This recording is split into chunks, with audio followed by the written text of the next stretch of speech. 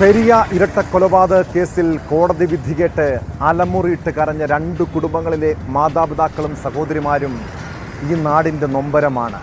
കൊലപാതക രാഷ്ട്രീയത്തിൽ പ്രിയപ്പെട്ടവരെ നഷ്ടപ്പെട്ടതിൻ്റെ വേദന 6 വർഷം കഴിഞ്ഞിട്ടും അവരെ വിട്ടൊഴിഞ്ഞിട്ടില്ല. വിങ്ങിപ്പൊട്ടിയാണ് പലരും വിധി കേട്ടത്. വൈകാരിക നിമിഷങ്ങൾക്കാണ് കല്യോട്ടെ സ്മൃതി മണ്ഡപം സാക്ഷ്യം വഹിച്ചത്. വിധിയിൽ പൂർണ്ണ തൃപ്തരല്ലെന്ന് ശരത് ലാലിൻ്റെയും കൃപേഷിൻ്റെയും കുടുംബാംഗങ്ങൾ പ്രതികരിച്ചു.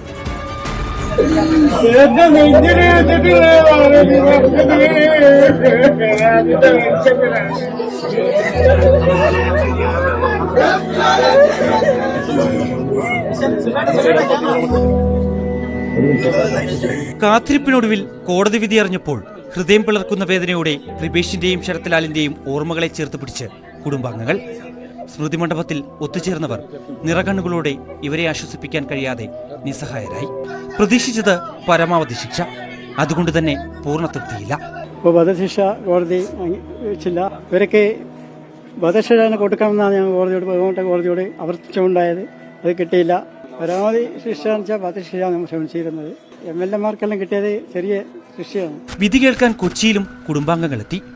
കോടതിക്ക് സമീപം പ്രോസിക്യൂട്ടറുടെ ഓഫീസിലിരുന്ന ശരത് ലാലിന്റെ സഹോദരി അമൃതയും കൃപേഷിന്റെ സഹോദരി കൃഷ്ണപ്രിയയും പൊട്ടിക്കരഞ്ഞു. ഞങ്ങള് പ്രതീക്ഷിച്ച പരമാവധി ശിക്ഷ കിട്ടിയിട്ടില്ല. വധശിക്ഷ 1 മുതൽ 8 വരെയുള്ള പ്രതികൾക്ക് വധശിക്ഷ കിട്ടും തന്നെയാണ് പ്രതീക്ഷിച്ചിരുന്നത്. ഒരു വിധിക്കും ഇവരുടെ നഷ്ടം നികത്താനാവില്ല. വിങ്ങുന്ന ഓർമ്മകളുമായി അസാധാരണ നിയമ പോരാട്ടത്തിന്റെ അടുത്ത അധ്യായത്തിലേക്ക് കടക്കുകയാണ് ഇവർ.